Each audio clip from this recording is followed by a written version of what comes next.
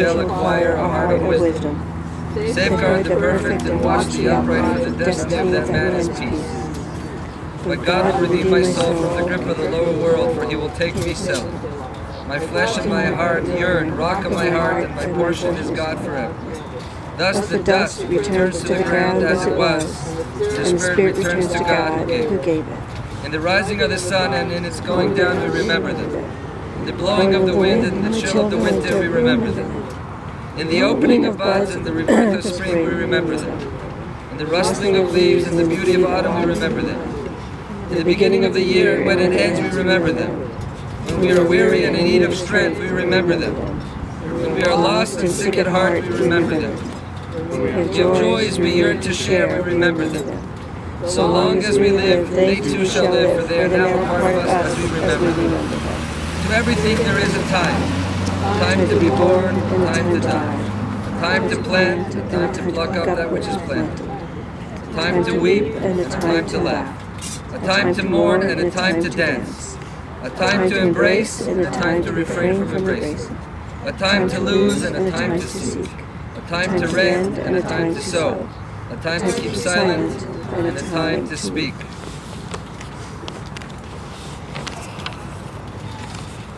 We will say the famous psalm, "The Lord is my shepherd," Mizmar LeDavid, on page number 6.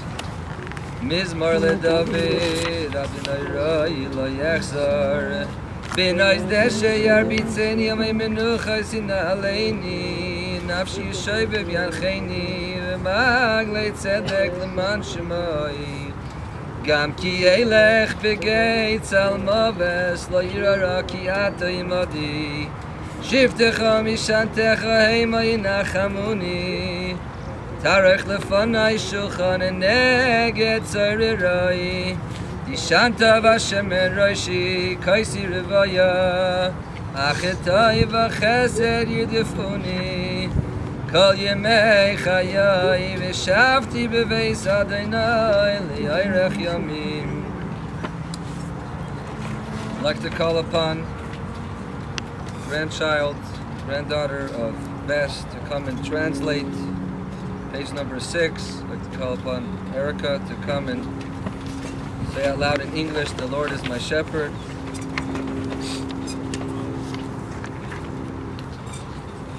The Lord is my shepherd, I shall not want. He makes me to lie down in green pastures. He leads me beside the still waters. He restores my soul. He guides me in straight paths for his name's sake. Yes, though I walk through the valley of the shadow of death, I will fear no evil. For you are with me. Your rod and your staff, they comfort me. You prepare a table before me in the presence of your enemies. You have anointed my head with oil, my cup runneth over. Surely goodness and mercy shall follow me all the days of my life, and I shall dwell in the house of the Lord forever.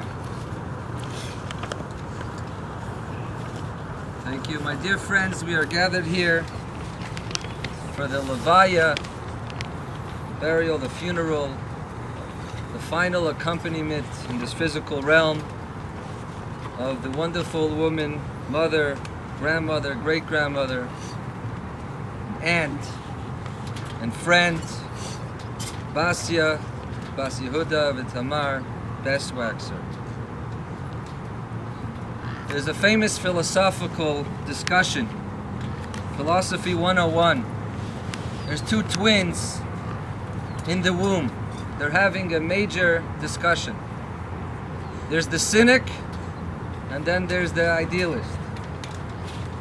The idealist gets up there and he says, beyond this embryonic sac, beyond the fallopian tubes, beyond whatever's out there, there's a world of valleys and streams, and mountains, canyons, big parks and oceans, amazing metropolises and skyscrapers, and he's going on and on.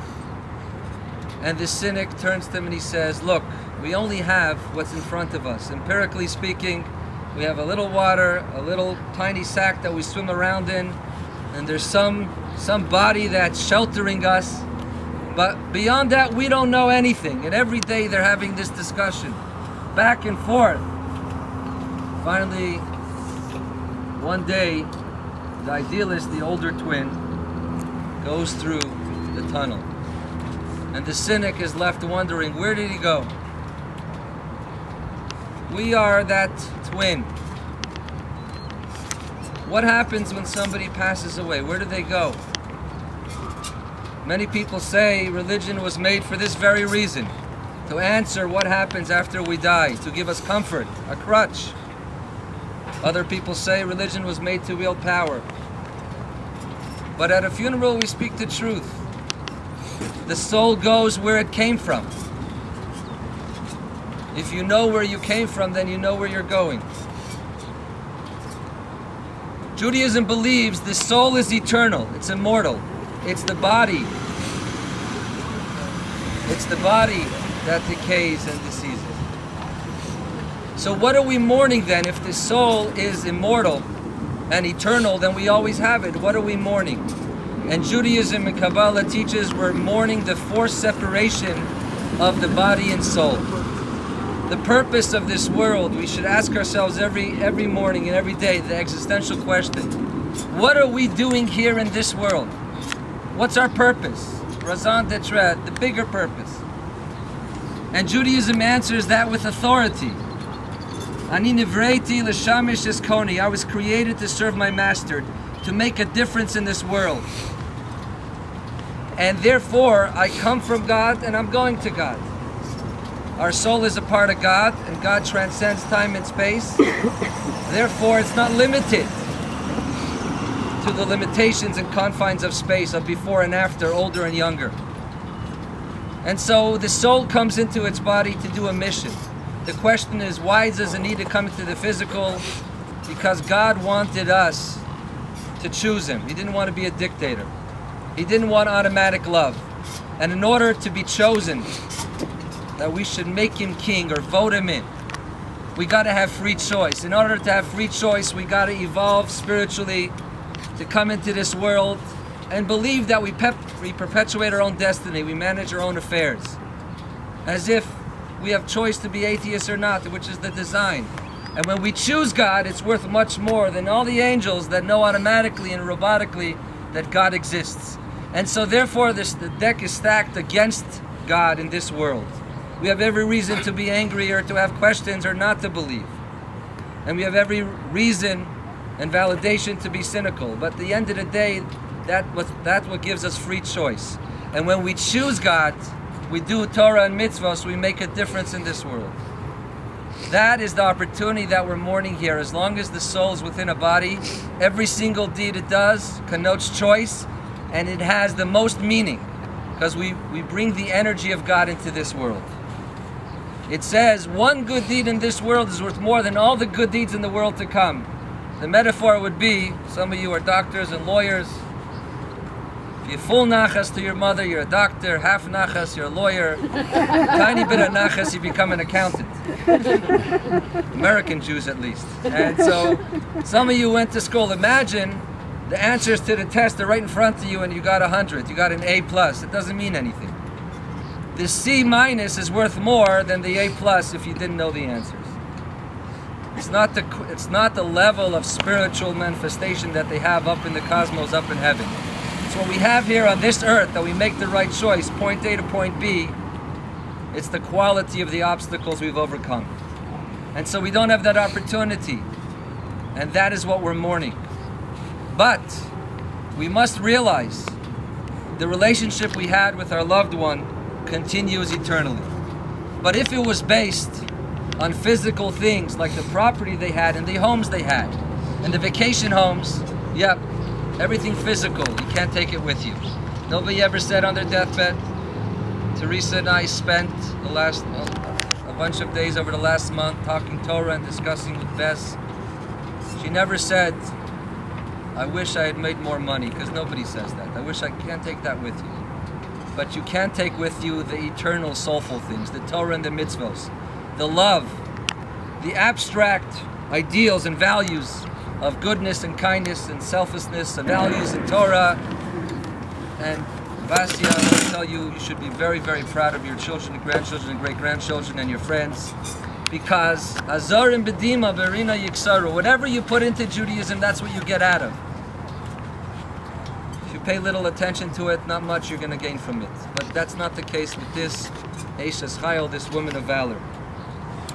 There is nothing, there is no word more endearing and more precious in the English language than the two-letter word ma. When you hear the word ma, mommy, ima, it's just a sense of preciousness, a sense of belonging, a sense of nurture. We read 2 days ago in the Torah portion how the mother, so to speak, of the Jewish people, Miriam, died, and the Jews were bereft of their water source. The water source is not only physical. The water source represents it spiritually, the nurture that makes things grow. The Jews were bereft both physically, which their mother gives and brings up her children, makes sure there's food and shelter, and that's the mother's domain. And spiritually, the mother nurtures the qualities, the values, the Judaism in his soul. We learn also about Aaron.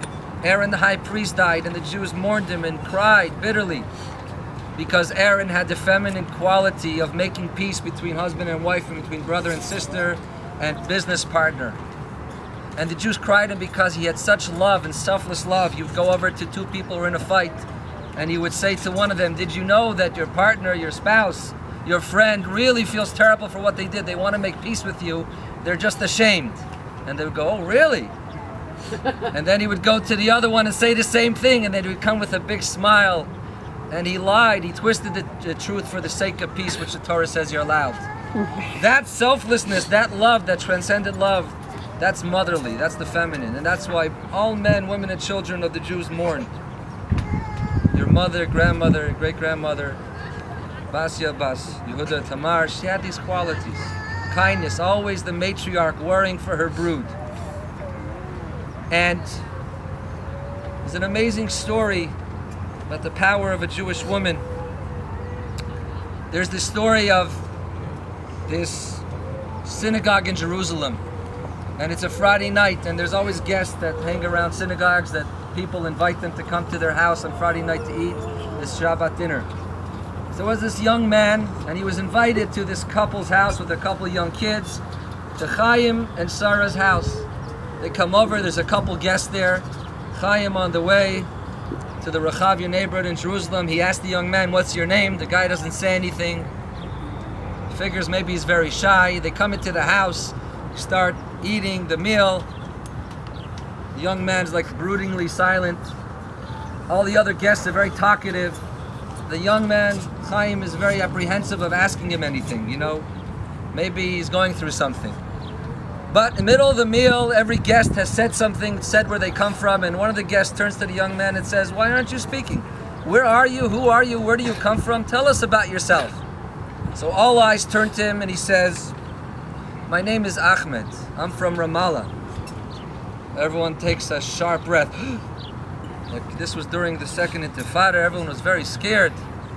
And so Chaim wanted to regain control of the situation. It was very uncomfortable.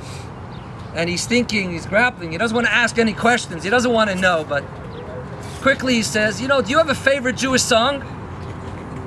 And he says, yes. You know that song in the synagogue they were singing when they were dancing and singing something, Lecha? Yeah, Lecha Dodi. Can we sing that song again? Yes. And they sang it, and he's meditating and genuflecting on it. Then he asks, can we sing it again? And 5 times they sing it. There's something that this young man is very, very entranced and moved by. After a number of times singing it, he says, I want to tell you my story. He says, I grew up, my father is an imam in Ramallah, very tremendous hatred of Israelis and Jews. That's the way I was brought up. And very recently, my mother got very, very ill and very sick. She had Yena Machla cancer. And she was on her deathbed, and she comes over to me. I'm their only son. There's a bunch of sisters I have. She says, I have a secret to tell you that you can't tell anybody in our family.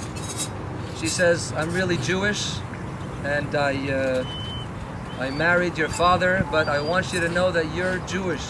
Go find your people, and here is a memento. She gave him a prayer book. In the prayer book was a picture of a grave, and the name on the grave. She says that was our great ancestor, that we were a very famous ancestor. And everyone is shocked by this story. and he says, you know, if you want to see my dear host Chaim, you want to see the picture, here it is. And he shows him the picture of the grave. It says it's the famous composer of the Lecha Dodi, Reb Shlomo Levi Alkabetz. That was his great-great-great-great-great-grandfather from Tzfat fame, a contemporary of the Arizal, the famous Lurianic Rabbi Yitzhak Luria of Kabbalistic fame. So that song, unbeknownst to him, had so much meaning to him, the soulful level, because it was his great-great-grandfather. But all this happened because of a Yiddish mama, like the song goes, a Jewish mother. The Jewish mother is the single most important ingredient in a child's life. And we see the success today. And the nachas, the peres, the fruits, the foundation.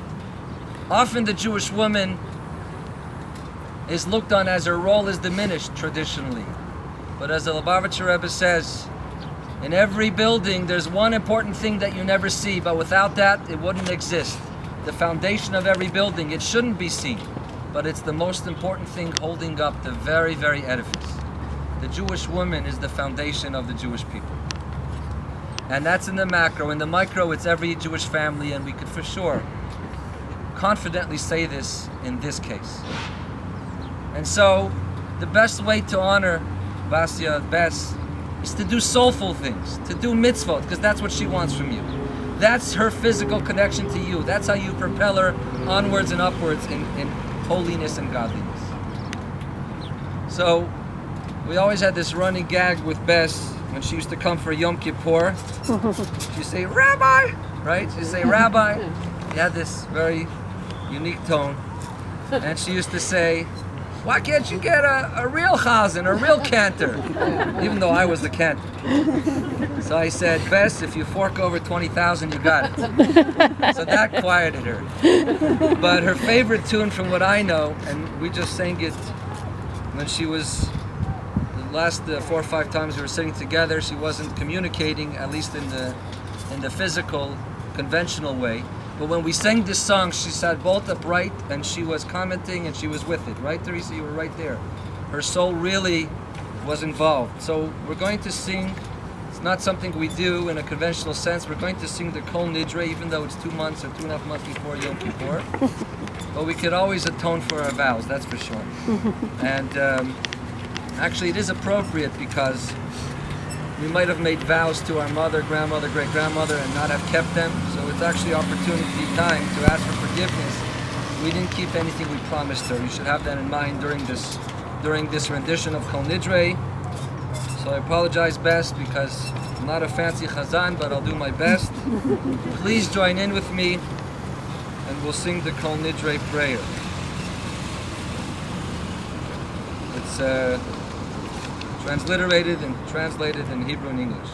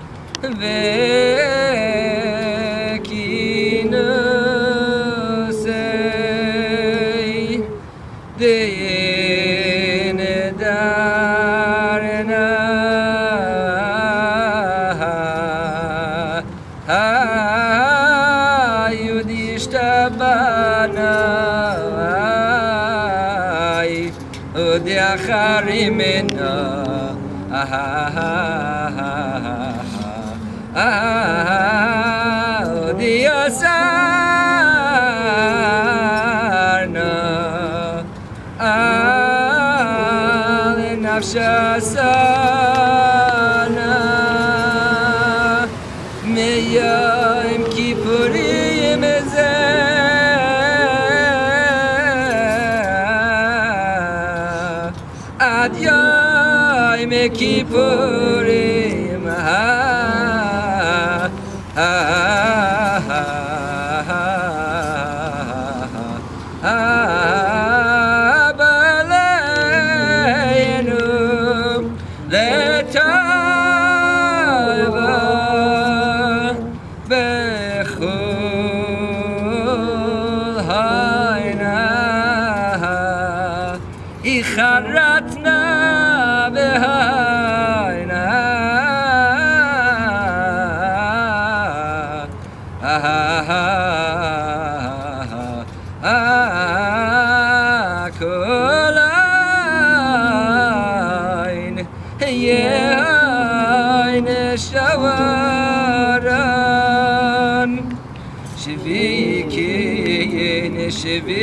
Shivisiyin betelen umebutalin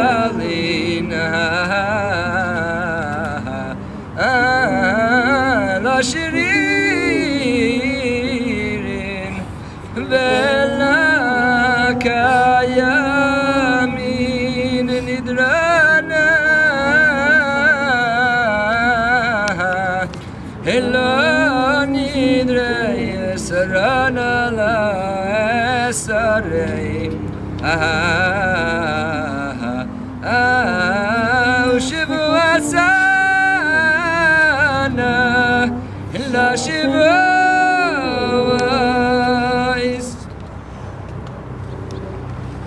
We'll continue, and like everyone, there's a special moment in every funeral. It's a very, very important moment where we ask forgiveness from the mess, from the deceased, from the neshama of Basia, Bas Yehuda, and Tamar, and Bess, should anything we ever hurt her, or insulted her, or anything that she would ever be resentful, please, it's very, very important that she shouldn't take that with her up on her journey to the Garden of Eden, and vice versa.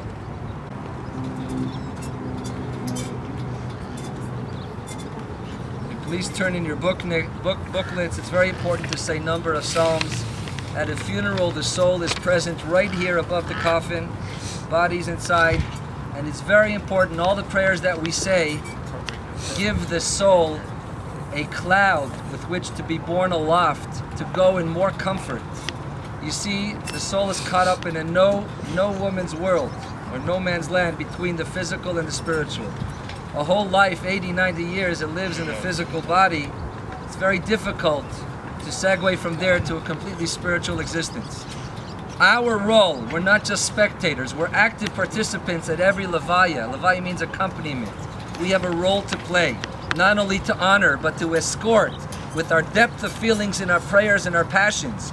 We're praying because we love her and because we know what she stands for. We know what she stands for Jewishly. We know the beautiful sterling and beautiful golden deeds that she did for all of us and for the community at large and for the citizens of this great city and state. And therefore, when we pray with that, we help her, we escort her, that those deeds and those words and those prayers should stand as mementos and testament, as witnesses to her rightful place up in the heavens. The whole period of the burial and the Shiva, this is the transition period, and we have important roles to play. The Psalms from King David, which were written on a bed of tears and suffering and atonement, there is no better framework with which to do that. So let us say Yoshe B'Seser Elyon on page number 7. You could say it in English or Hebrew. Yoshe B'Seser Elyon Shad V'Yisloida Dever Masim B'Tzidas Yirafta B'Achi Yotzich Mipach Yokosh B'Dever Havois Rasi Yaslo V'Sagson of the text Satin Secher Amita L'Yisri Pachalem V'Chetzi of Yam B'Dever V'Yalech Meketev Yoshe Tzaray Mipo Mitzvah Elfer Avav Minecha Lecha L'Yigosh Rak Minecha Sab B'Shum Masu Sham Tireh Kinei Machsi An Sapta Minecha L'Yisunei Lecha Rav Nega Likra Ba'Lecha Kima Lach Vitzav Elach L'Shmarch M'Chol D'Rechecha Kapayim Yisucha Ben Tigoyf Be'even Rag Lecha Al Shachlo Fesen Tidrak Tirmas Kivir V'San In Kivish Chashak V'Falteo Asagveo Kiyodashmi Yikraeni V'Enem Menech Vitzar Chatzeva Chaderach Yamas B'Yehu V'Yareo B'Shu Asi. We say Michtam, Psalm number 16 also, and then we'll call upon another wonderful grandchild, Zachary, to please come up here and say it in English as well. Michtam David Shamreni Elki Chasisi Bach. Amart Ladinoi Adinoi Ota. Tevasiba Lech Likdesha Marsha Barat Heim Vadir Kol Chefsivam Yirbu Atzvei Samachem Maro Balach Asich Niskeim Bidam Abalesa Shmaisam Alsifasa Namaz Chalki V'Chaisiat Taima Karoli Chavalim Nafli Bani Maf Nachla Shafra Loi Alberchas Adinoi Asher Yatzani Afteres Yisuni Chil Yosai Shivis and the Negdi Samak Mini Balem Loit Lachin Samach Livu Yoga Kavait the Apsarishkan Lavetach Likidle Zazin Nafshi Lishali Sit Chazit Khan Reshachas Tadi Ein Yerachim Service Moses Menachan Imais Bimincham Netzach. Zachary is just back from Israel. We'd like to give a special thank you to Janet and Gloria and Lena and the whole family for coming clear across the United States pretty much to make it to honor Mom, Grandma, and Great Grandma. A michtam by David. Protect me, O God, for I have sought refuge in you. You have said to Hashem, you are my master. I have no claim to your benefit. For the sake of the holy ones who are interred in the earth and for the mighty, all my desires are fulfilled because of it. Their sorrows will multiply. Those who rush after other gods, I shall not pour their blood libations, nor carry their names upon my lips. Hashem is my allotted portion and my share. You guide my destiny. Portions have fallen to me in pleasant places. Even the inheritance is beautiful to me. Also in the nights, my own intellect instructs me. I have set Hashem before me always, because he is at my right hand, and I shall not falter. For the following reason does my heart rejoice, and my soul is elated. My flesh too rests in confidence, because you will not abandon my soul to the grave. You will not allow your devout one to witness destruction. You will make known to me the path of life, the fullness of joys in your presence, the delights that are in your right hand for eternity. We're going to say the El Mole Rachamim, the traditional prayer of mercy that is sent for the soul, that it should rise to the resplendence of the firmament and bask in the aura and the shadow of God in the upper cosmos. And we'll translate into English as well. Let's close our eyes. We'll do it the traditional cantorial rendition. It's found on page 9. El Molei Rachamim Shoichein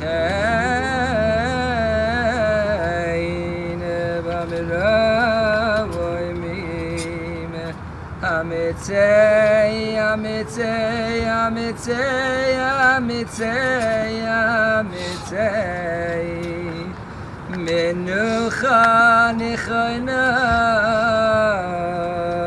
Ale kanfei Ashechina B'mahalos Kedoshim Utiharim Kizor Rakia Mazirim Mazirim Mazirim Es Nishmas Basya Bas Yehuda שהלכה לעלמה בעבור שמשפחתה ינדבו צדקה צדקה צדקה צדקה ביד אזכרת נשמתה בגן עדן תהא מנוחתה לכן בעל הרחמים יסתירה בססר כנפיו לעלמים ויצרור בצרור החיים אז נשמתה אדוני הוא נחלתה ושנוח על משכב בשלום ונאמר אמן. I'd like to call upon Lena, granddaughter, to read bottom of page 9 for a female, where it says the El Mole Rachamim.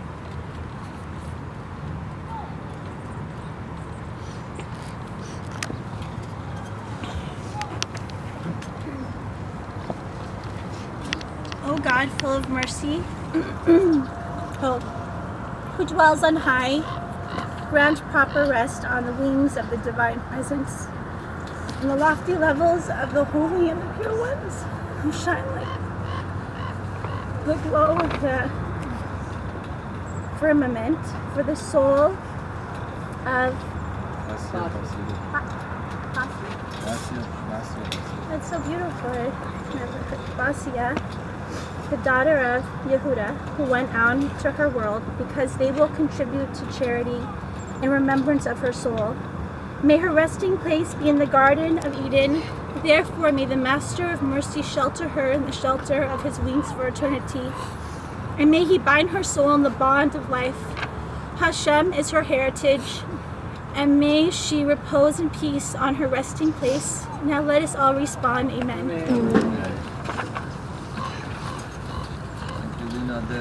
There are 5 parts of the burial corresponding to the 5 levels of soul. We have Nefesh, Ruch, Neshama, Chai, Yechida. That's for a Kabbalah lecture. I won't take so much of your time. But these 5 levels of soul comprise the 5 distinct parts of a funeral, which are: first we have Tara, the purification. We have something called the Kriya, which is the tearing of the garments, which we'll do in a minute. We have something called Nechama, comforting. We have Kivura, we have burial, we have Levaya, accompaniment. And those 5 parts, right now we're going to do one of them. It's called Kriya. We know when our patriarchs and matriarchs, when they heard of the death of the loved one, when Jacob heard of the death of his son Joseph, Vayikra Simlotov, he tore his garments. So we're going to call upon the immediate children to listen together. There's a special blessing we make justifying whatever God does, even though we don't understand. It's called theodicy. We don't understand why bad things happen to good people. We don't understand the reason, life and death. We're not privy to that. But yet we accept that it's beyond our comprehension, and that's okay. That humility will stand us in good stead, even at the most times of sadness and crisis. So,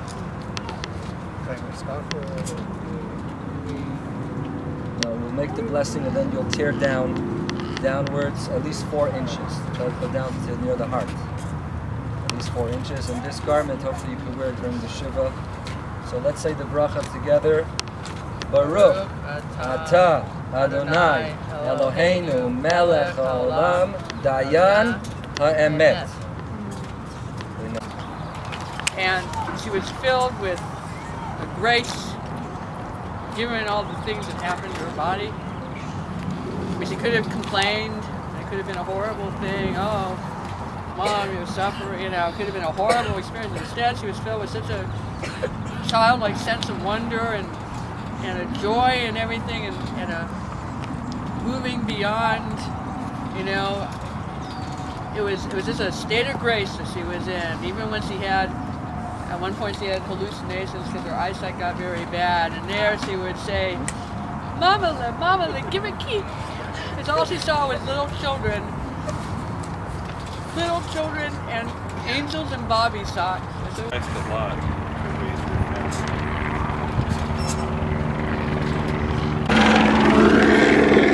That's something that's very stands out. It's very admirable. She set a good example by doing that. The other thing I do want to do is, I know she would want to do this. She'd want to take a moment to thank so many people who helped her, especially near the end. Most real, beautiful person. Most loving person. Awesome. We would thank you all for coming very much. She really, really appreciated everybody so much. Thank you.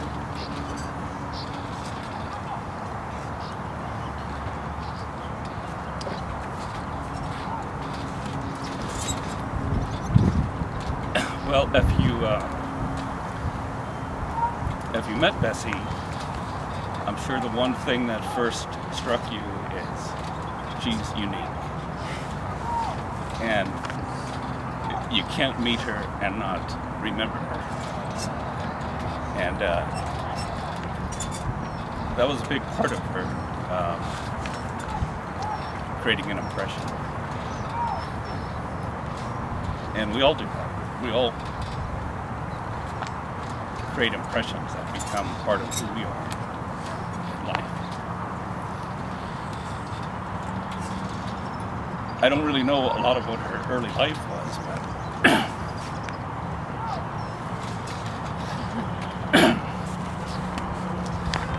but I do know that since I've known her, she lived for her children and for her grandchildren and for her great-grandchildren. That was her life.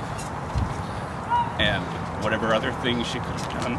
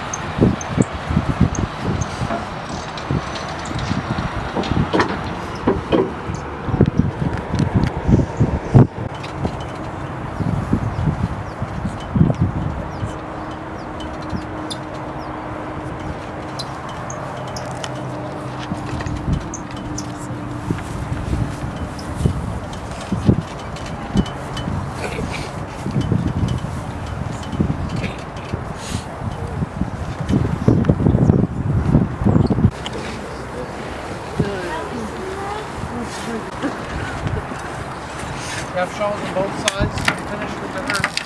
Please put the shovel back in the earth. You don't pass it. They want to hit the shovel on this side.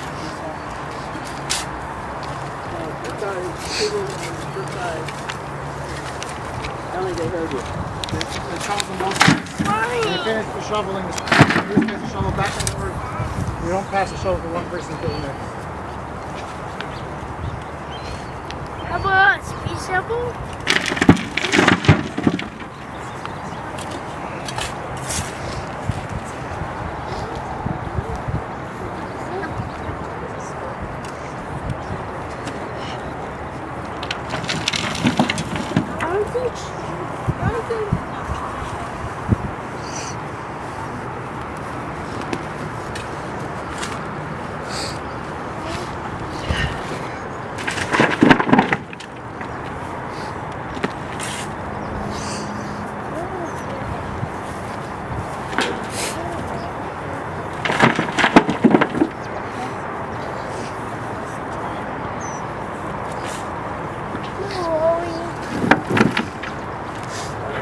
We're just going to take a break. We're going to put the cover on. After you put the cover on, we can continue with the earth.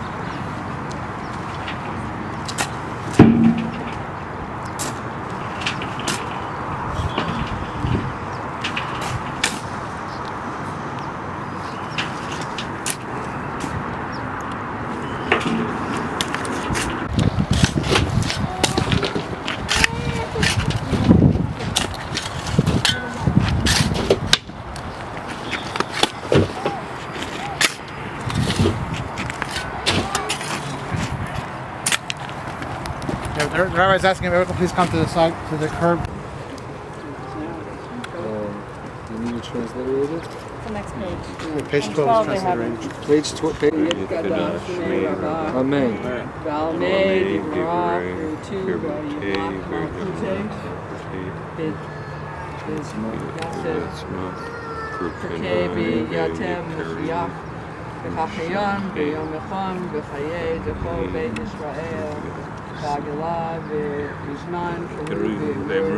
Amen. Yehei Shmei Rabba Mevarach Olam Omer Maya Yivarech. Yitbarach v'yishtabach v'yitmarar v'yitamar v'yitmaseh v'yitadar v'yitlei v'lala Shmei Kudshah Amen. v'lav mikol. A complete service. The home and Kaddish will be part of it. It's the shortest service of the day, of the week. It's page 101. The best thing would be is if we have guys here in the front this way and ladies here in the back. That covers all the bases.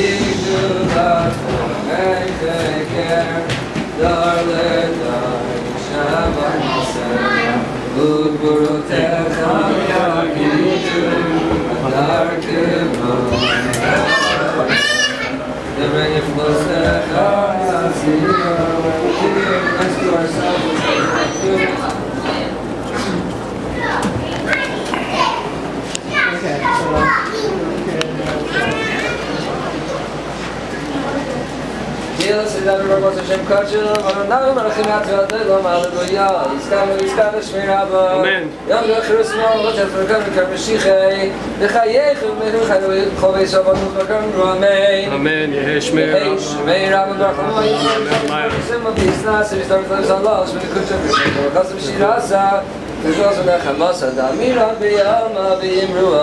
Amen. We do the Amidah. Traditionally, we take 3 steps backwards and 3 steps forwards. We go from page 103 all the way to 111. Take your time. It incorporates 19 blessings that the rabbis established 2,500 years ago, incorporating all of our needs and wants and desires, health, wealth, livelihood. An interesting side note, the second one talks about resurrection of the dead, and of course we'll be reunited with Bess, God willing, when the Messiah comes speedily in our days. One of the tenets of Judaism is belief in the resurrection of the dead. So, Machaya HaKol, Machaya Meit. 103, we do it silently.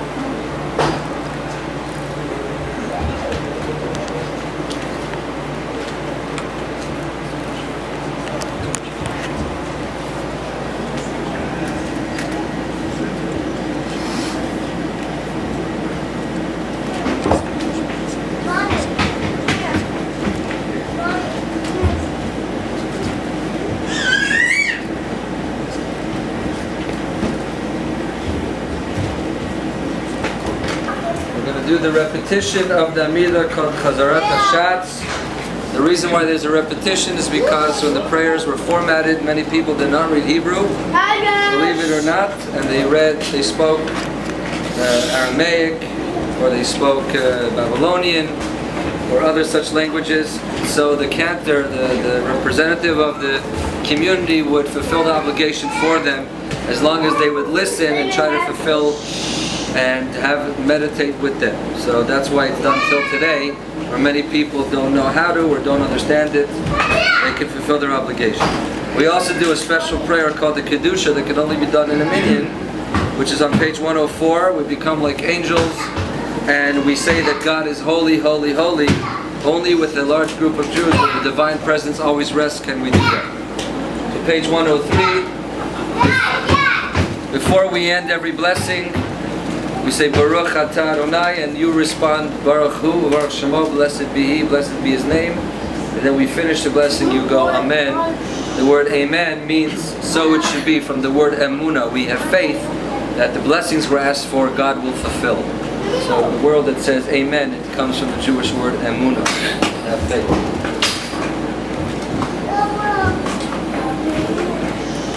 Baruch Atah Adonai.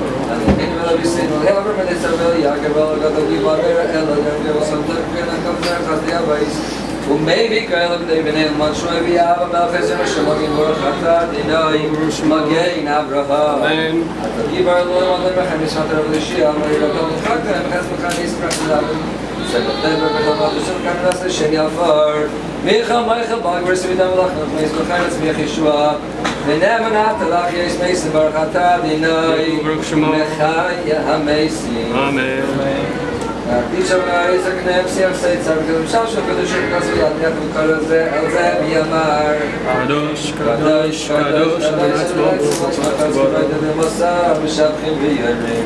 Baruch Adonai V'Yekom Deprekat Shakasim Leimar Yimloch Hallelujah Kadosh Kadosh Hashemay Yadu Chasela Baruch Atah Adonai El HaKadosh Amen Nishbina Chanina B'Yitzchak B'Nodas Baruch Atah Adonai Chaylein Adam Amen Baruch Atah Adonai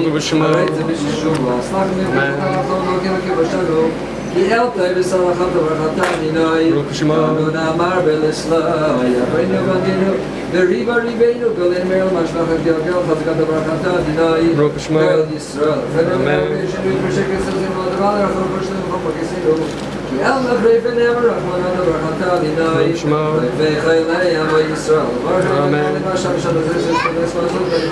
Say bracha b'yado sameni d'gar Hashem senu Hashem b'taz bracha Yalta v'etrat Baruch Hashem Baruch Atah Adonai Mevarech Hashanim Amen Kav Hashem Baruch Hashem Sanis Kav Zgoluzim V'seni Yachad B'kam Yisrael Senu Baruch Atah Adonai Kav Yitznitchi Amo Yisrael Hashiv Hashem Thank you for Hashem V'seni V'atchilas V'yagam V'alach V'leich L'in V'atel V'atchilas V'rachman Tzedek Mishpah Baruch Atah Adonai Melech Hayet Tzedaka Mishpah Mishpah Yisrael B'chamil Chazin Greg Gavid B'chamil Chamei Kresu Amachzer Shemir Saker Shabbos Magro Sachnit Mervin Baruch Atah Adonai Shever Oivi Machni Azedi Allah Tzedik Machzam Melech Tzedek Mishpah Mishpah They say Frei Bager Tzedek Malin Yem Rach Rachan Alim Zein Tzar Rach Chavayt B'Shem B'Memes Nesim Chal Kenimam Liyelam Leinei V'Shkim Chavatot Baruch Atah Adonai Yishanu Mivtach L'Tzadikim Shleim Rech Brachmata Shur Shishkim Tzedek Hashem Dibarta Nechisi David Avner B'Sech Dak Neisam Karabin Midyanim Baruch Atah Adonai Leinei Yerushalayim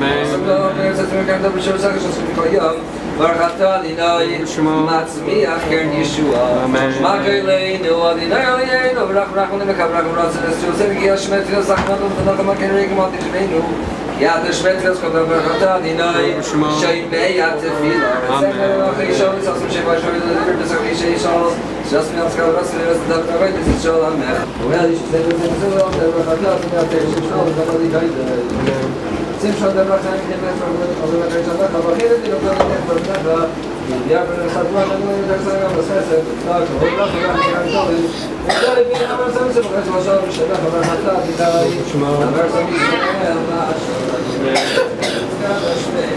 Amen.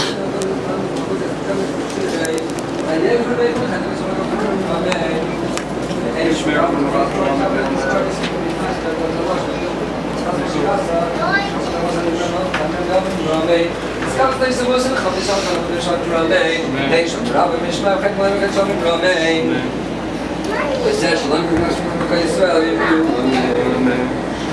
have the prayer, the final prayer, then the Kaddish on page 116, Aleinu, transliterations, page 625, if you're interested. I know this is one of Teresa's favorites. I believe Bess as well really enjoyed this song, so music is a big part of this house, so let's salute a little bit by singing the Aleinu, which was composed by, who knows? Who knows who composed this prayer? It was none other than Joshua, as the Jews were circling the walls of Jericho, and the walls came tumbling down with the sound of the shofars on the Shabbat. And then he composed this song which states that all of the nations, the Canaanite, they bowed down to nothingness, the deities that had no power, and we bow down to the one and only transcendent, omniscient, omnipotent God, and we bow down as we say that. So it's very powerful. The concept of Tikkun Olam is in this as well. So Aleinu l'shabeach l'Adon HaKol, l'tei gedula yotzer breshit, she'la'aseh goyei haratzot, ve'la'samarit shechot adama, she'la'aseh chokenu kahem, ve'gor aleinu kechol amonam, she'ein shachrim Nukarim u'shtachavim u'modim lifnei melech malchei hamlachim HaKadosh Baruch Hu Yotei shamayim ve'yoseh ba'aretz Moshe v'kara hashamayim imah u'shkimatu zo v'gaveh meramim Eloheinu Elad Emet Malkeinu Efesu Lato Kakatu B'Torato Yadata Yom Hashivota Elevavecha Ki Adonai Hu Elohim B'Shamayim Imam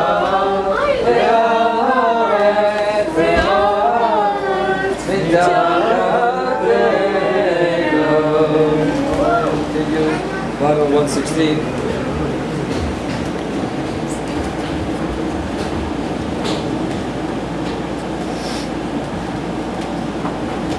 Since we're close to Hollywood, let's make a theatrical V'nemar. Teresa, give us a go.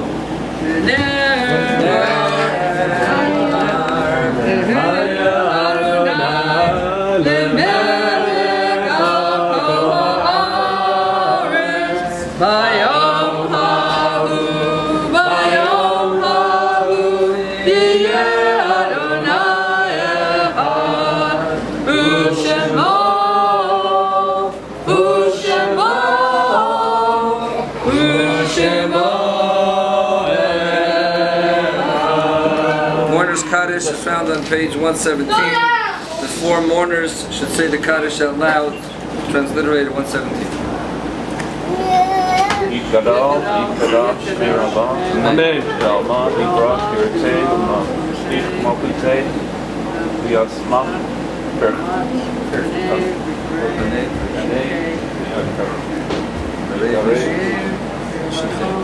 Amen. Amen. Vayakon, V'yomachon, V'yedekon, Beit Yisrael, V'agalav, Yisman Karim, V'emru, Amen. Hey, Shmir Yitbarach, V'yishtabach, V'yitpar, V'yitromam, V'yitnaseh, V'yitadar, V'yitalei, V'yitubam, Shmei D'Kudashah, Baruch Hu. Amen. Ve'elam Mikol, Birchata, V'shirata, Tushbechata, V'nechamata, V'amiran V'alma, V'emru, Amen. Yehesh Shlomo Rabba Min Shemaya V'chaim Tovim Aleinu Ve'al Kol Yisrael V'emru Amen.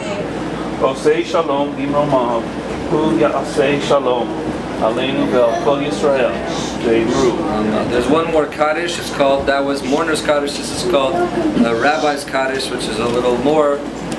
We say Al Tiri Paka Pisa B'Shot Shom Kisavo Tzvei Suvet Avodol Yakim Ki Manoel Tzivin Ani Yotziv Ani Yespol Ani Yosisiv Ani Yasa Ani Yespol Amali Lach Tzadikim Yod Shmak Yishamas Benecha. The word, Jewish word, the Hebrew word neshama means soul. There's the part of the Talmud called the Mishnah, which is composed of the same word. So it's customary to learn and speak a little Mishnah or Talmud in honor of the deceased, especially on the day of the burial. So I'm going to say a piece from the laws of mikvaot, ritual bath, which is about purity, and then you will say the Rabbi's Kaddish, which the rabbis taught the Talmud. So we honor the rabbis and honor all those that support Torah learning. So page 465 is the rabbinical Kaddish.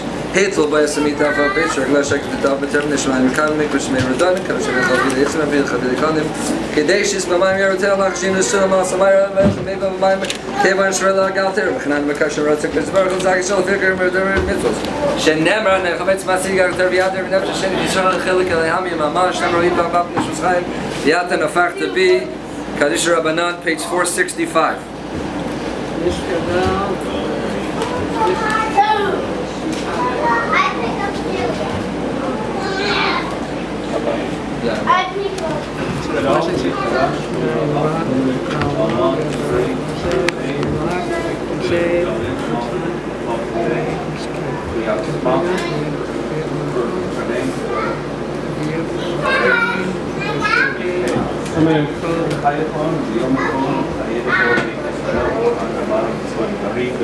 Amen.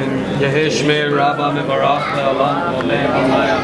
Yitbarach v'yishtabach v'yitba'ar v'yitramon v'yitnaseh v'yitadar v'yitaleh v'yitalal Shnei L'Kudishav Arikuzu Ve'alol Mikol V'yarfakta V'shirata Tushbechakta V'nefachta Damiran Ve'alma Ve'imru Amen. Al Yisrael Ve'al Rabbanan Ve'al Talmidei Hon Ve'al Kol Talmidei Ve'al Kol Man Das Din Borata Di Vatera Adin Vazid Bechol Tar Datar Yehei Lefon Shama Rabba Imei Lefis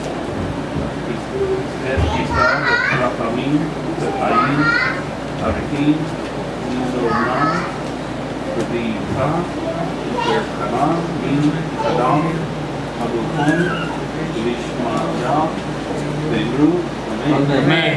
V'Yishmon Raka, Min Shamayim, V'Chaim, Tovim, Aleinu, V'Kol Yisrael, V'Yru, Amen. Osei Shalom, V'Yomar, V'Yaseh Shalom, Aleinu, V'Kol Yisrael, V'Yru, Amen.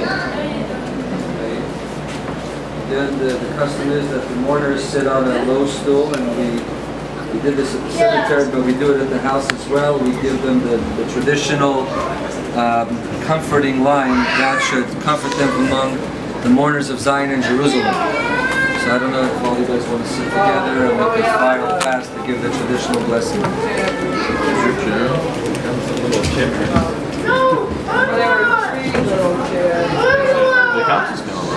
I guess they can sit on the couch.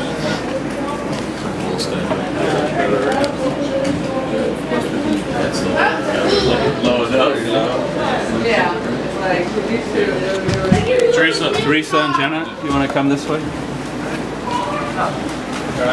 Have a seat on the couch. Oh, yeah. Sit on the couch. All four of us. Teresa, You can sit on you want to take a chair? the couch. Yeah. That's it. Where's John? You can sit on the couch. Yeah. Relax. Yeah, well, Yes.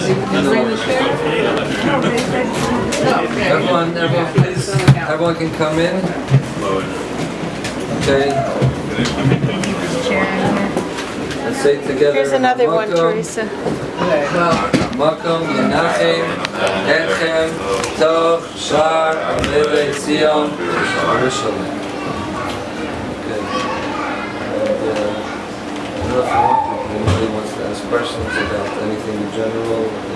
So That's the ritual was done. But if somebody wants to question anyone is theological, philosophical, social, cultural queries, quibbles, questions, comments. So it's like ask the rabbi. Stump the rabbi, ask the rabbi, sympathize with the rabbi. So, Or just, the main thing is to discuss the neshama best. That's the most important thing. Family talks about. This is the mitzvah, to comfort. Comfort, to talk, to respect, to honor the mitzvah. yeah, I mean, they're general, there are two, well, there's two questions, it doesn't relate to mourning. There's the Akita question and the Vasa question. The Akita question? Well,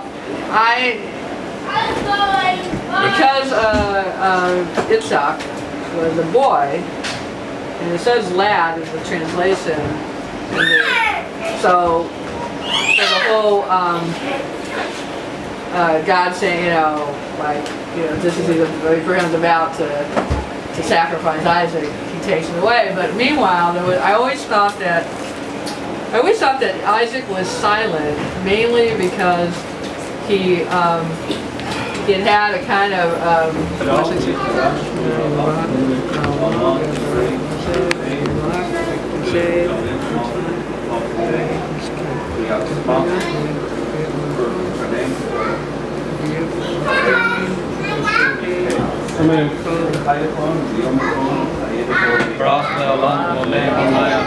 יתברך וישתבח ויתפאר ויתרומם ויתנשא ויתהדר ויתהלל ויתהלל שמי לקודשא בריא קודשו ואלוהים כל ברכתה ושירתה ותשבחתה ונתמתה דמירן בעלמא ואמרו אמן על ישראל ועל רבנם ועל תלמידי הון ועל כל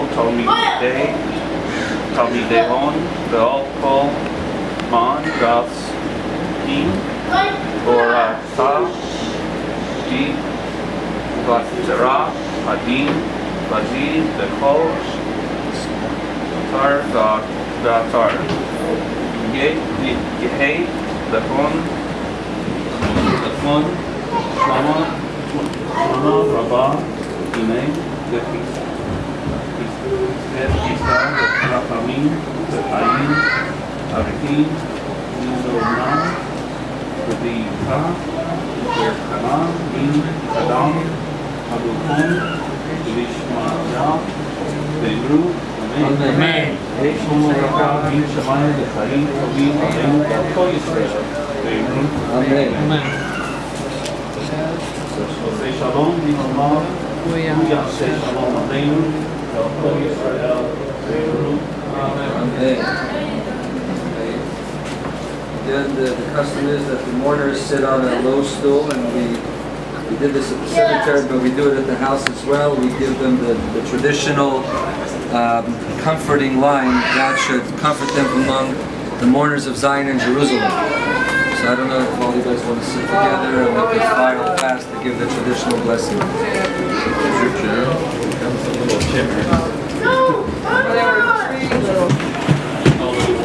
You can sit on the couch. Yeah. Relax.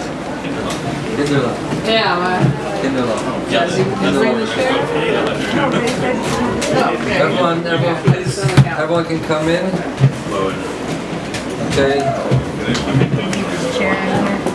Let's say together. Here's another one, Teresa. Makom Yenachem Etchem Tov Shar Avele Zion Yerushalayim. If anybody wants to ask questions about anything in general, just that's the ritual was done.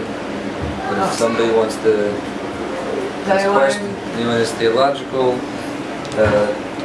philosophical, social, cultural queries, quibbles, questions, comments. So it's like ask the rabbi. Stump the rabbi, ask the rabbi, sympathize with the rabbi.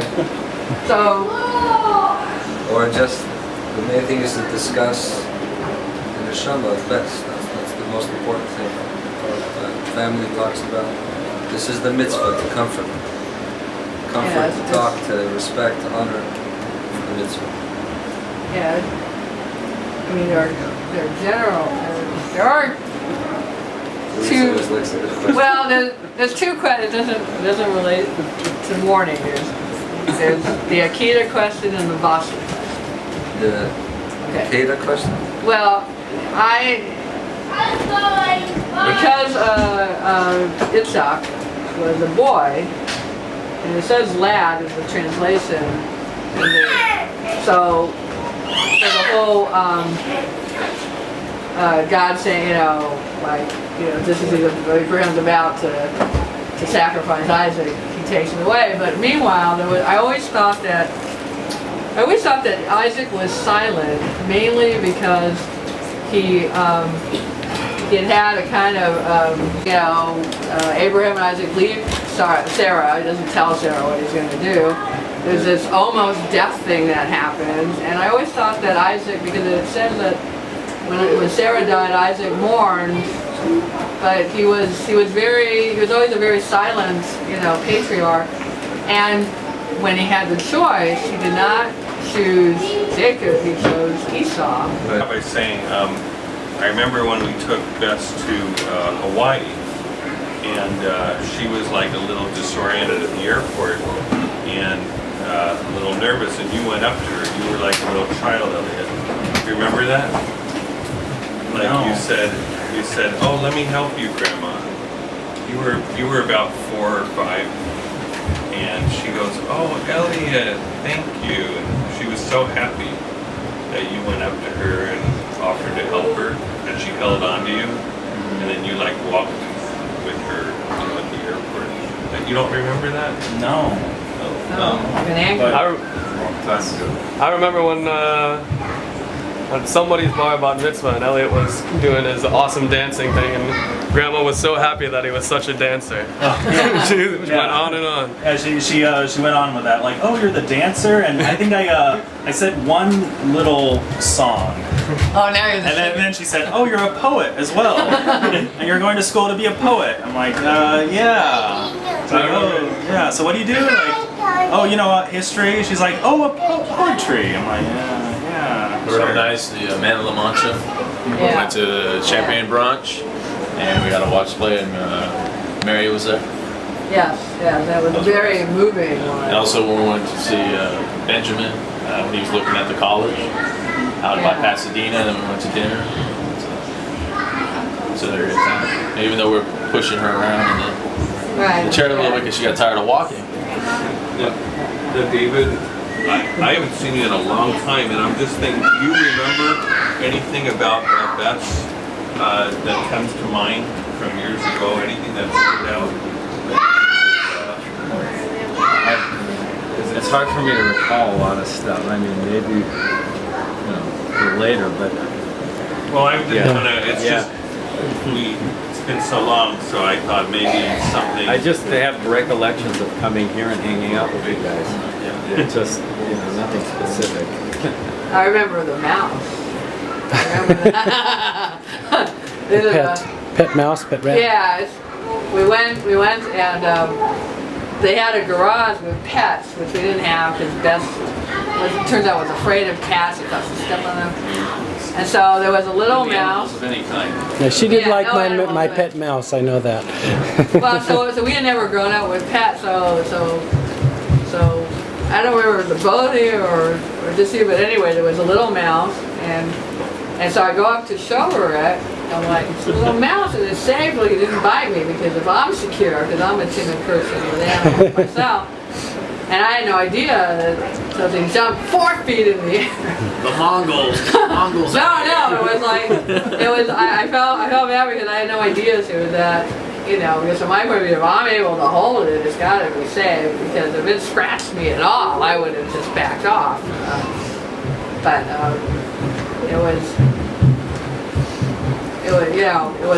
that made me understand why she was pets. Yeah. I remember when I first got my driver's license, I was eager to drive anywhere because I just wanted to drive. Well, there was an aunt who didn't drive, and she always needed rides to places, so I constantly got phone calls. Can you take me here? So I was in the car all the time, driving around different places, just loving it because it gave me a chance to go out and do some driving. Yeah. She would call you. Yeah. Driver. I remember for the longest time she didn't drive and we would take the bus. Yeah. And occasionally a taxi. And she used to call us to go to meet at the bus and help carry the food home. Well, or to go to the store to help her take the groceries home. She would come home after community college. Yeah. What's interesting is how back then there were no cell phones, but people still were able to communicate. She'd call, someone would answer the phone. Well, there were more payphones. I don't know, but it worked. We got all the messages. Yeah. She kept strong relationships with everyone, like Chuck, the bank, Ralph. No, they wept. They wept. I mean, Dean at the bank and Chuck, I mean, they're both very moved. Always ask me when I go in there, how's your grandma doing? And even when I would take her on the errands, like, even if it was 30 minutes, I'm waiting outside ready to go. It's just like, she always kept those strong relationships.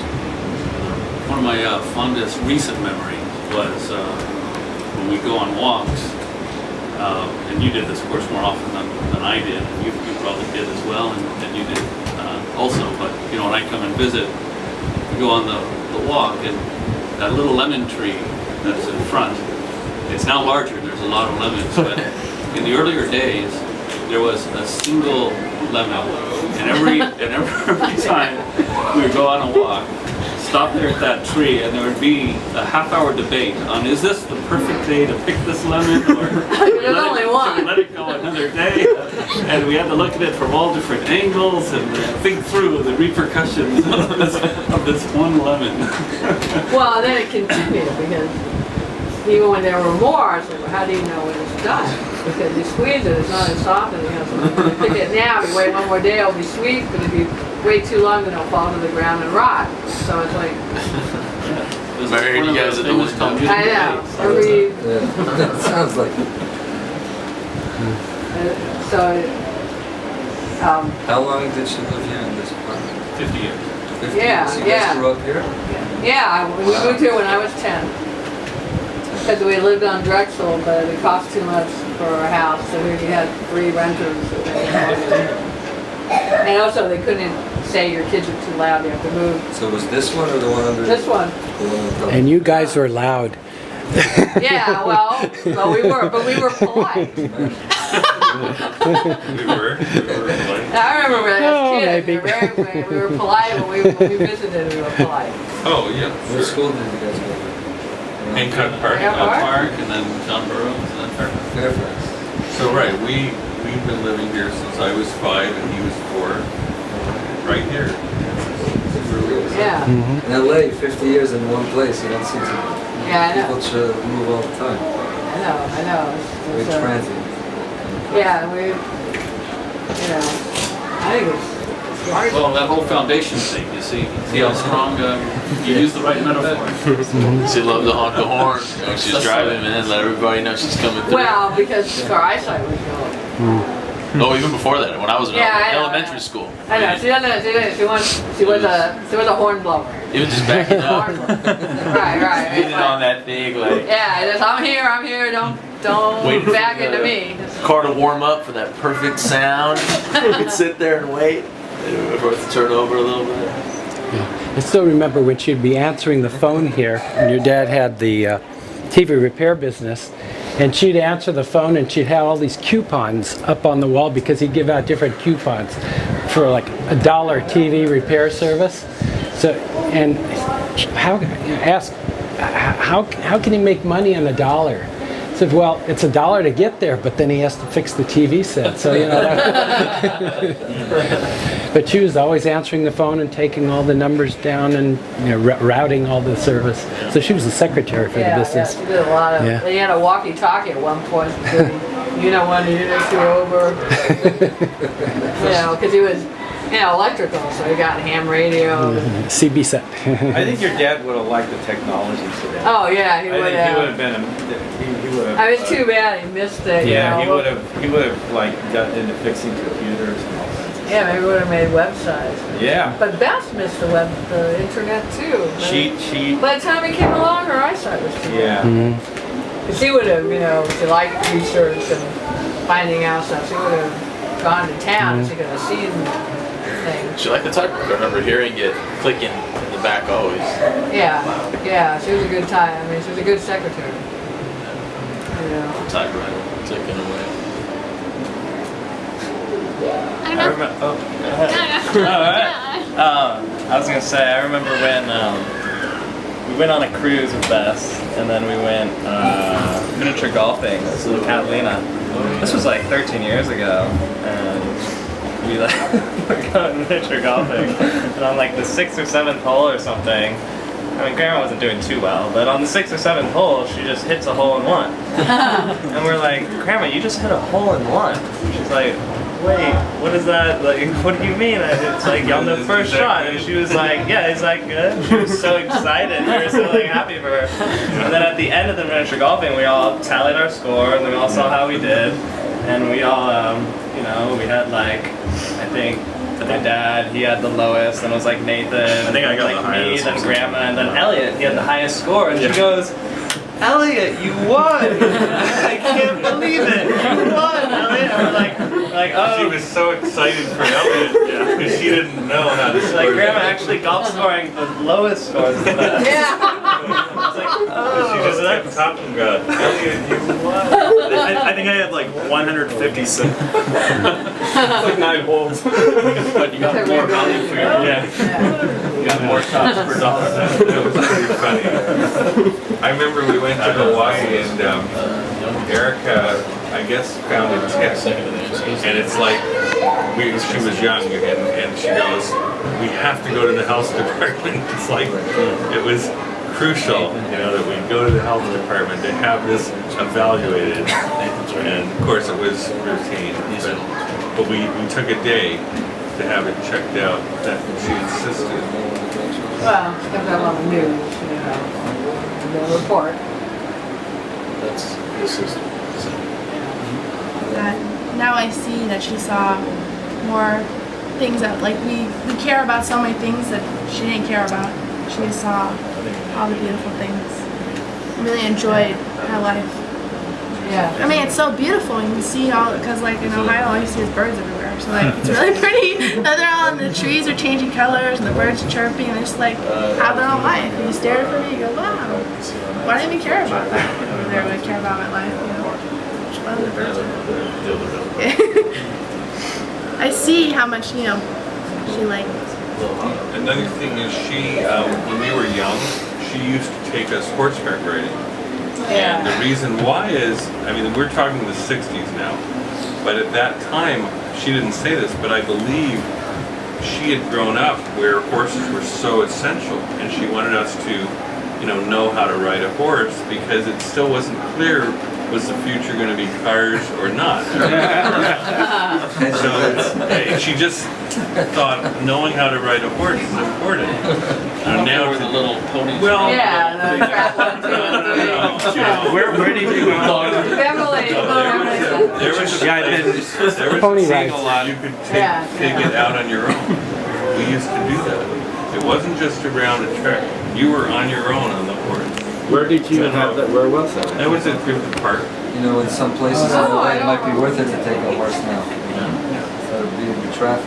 You take it for an hour or two and you just go wherever you want. I remember that pony ride. Had me do it. I thought she had. No, I don't remember that because she didn't drive when we were little. Right. We were taking buses. Yeah, remember when she took us to, hi Murray. In fact, we took a bus to get there, I believe. Yeah, make sure that we got our presents, they were secure, and also have Shelly set like the exercise bike in the front room that we'd all play on. Oh yeah. I can say memory. No, I don't want to interrupt you. I don't know, we're just...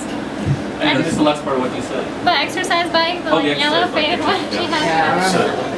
And she always had like frozen chocolate in her freezer that we always got excited about, but we never ate it. But it's fun to race it. I've never received a check, and we don't receive enough checks, but I've received thousands in the last 15 years. There's never been a more unique check than Bess Waxer's check. I've never seen so much writing on a check. Usually people just want to write it and get it out of there. She wrote like a Megillah on it. That's right, she did. This is for in honor of, and she would write everything that happened that week on the check. It was amazing. Yeah, I know. I know her checks. I liked how she always wanted to make sure we knew exactly who she was talking about and how they were related to her. Like if she was going to tell me a story about Kira who's sitting in the same room, she'd be like, now Kira, you know Kira, my youngest son, Michael, his daughter Kira. He's an architect. He went to FIT. I have 4 children. She'd go through it all. And then, every time. And then she'd say, Kira plays French horn. It's marvelous. It was amazing. I remember that. That's pretty good. Yeah, she was very specific. You know exactly who she was talking about. We'd find out all about yourself, you know, that was the main thing. Or like when you call her up, like you never know what you're going to talk about. Like we talked about that Titanic for about half an hour before like even mentioning the Titanic. We talked about like some boat that like sunk in like 1900s, and after about half an hour I was like, you're talking about the Titanic, right, Grandma? Yeah! And I was just like, you never knew what you were going to talk about. But you know, I bring home videos every week, and she liked the movie The Titanic. You know, so that would, you know, I would affect her conversation for a week. You know, it's you know, which musical, like, you know, she had an Evita week, and then she liked Lawrence of Arabia for a time, and If she didn't know the name, she'd start singing it to you on the phone. Like, people love it. right, the song that went with it. Yeah. I hope you can guess. yeah, and then, you know, like, you know that one. She's like, you know what it is, right? She did. And she goes, whistle up a storm. I know Lena and I, for years, when we'd go back here, we'd hear her washing dishes, singing. You know, like we were young, we kind of laughed at her, like, it's fun.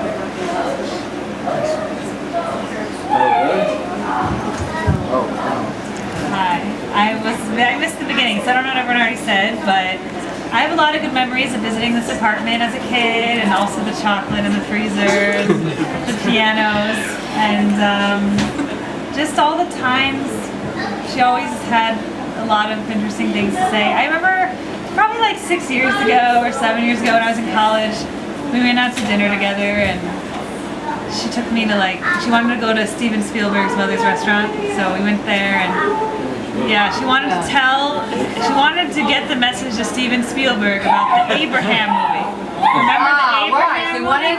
This is the key to the Middle East peace. Her plan was that if the Muslims just saw that Abraham was also their father, then there wouldn't be any more war.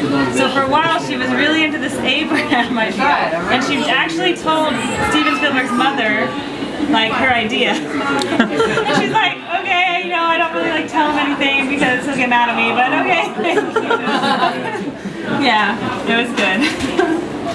But I do remember the research, you know, where the guy wrote a book, Walking Abraham's Path, about walking through Israel. Now on my Facebook, I have 2 short little movies. Yeah, they're really nice. Yeah. See her. Yeah, I just want to say that she would never let you go without giving you like 15 kisses on the cheek with red lipstick. Right. Depending on your shirt color. Yeah. There's one more.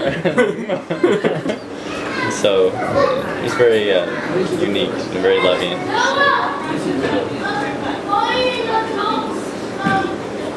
Here, what was that song that?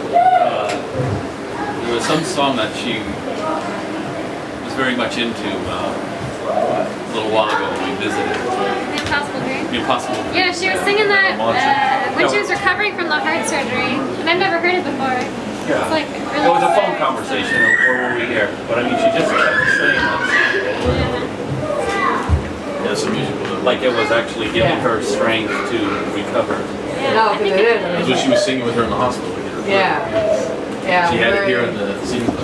You know that song? It's, you know, to strive when your arms are too weary. So it's a song where you're still fighting to do good in the world, even though you're losing strength and everyone's against you. You know, it's a... But I wanted to take my friends to the Y to go swimming.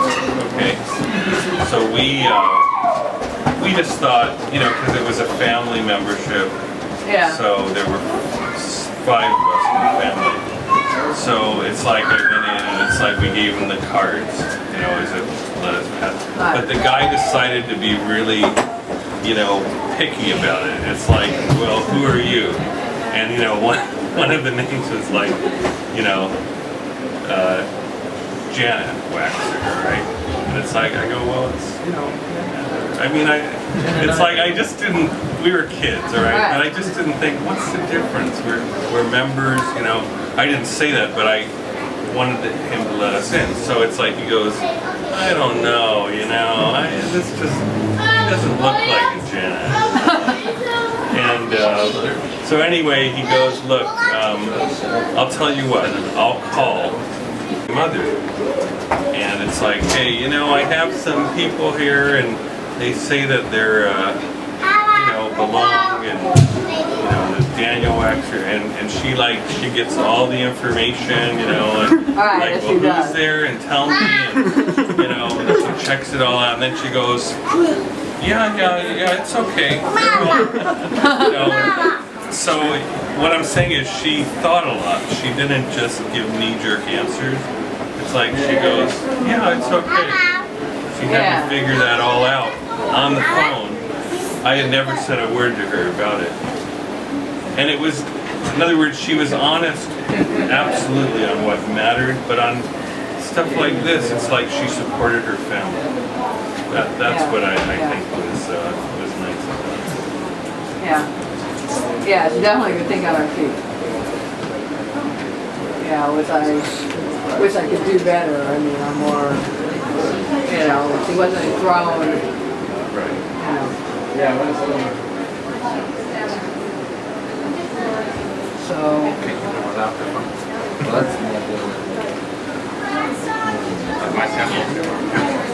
Well, she used to call Benjamin the General. Because when he was little, he would just take command. He would say, I want this, and I want that. Yeah. I used to just walk around the place being like, I don't know, looking at everything, thinking like, oh, it's mine, and I can like, I'm telling people to do that. I think some kids probably thought I was a little bossy at that point, but it's a general, I mean, what can you do?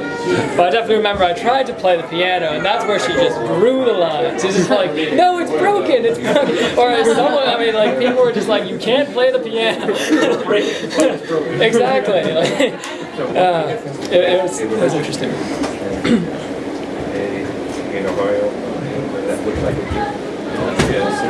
no. Like maybe a couple people who do a lot of both. Yeah.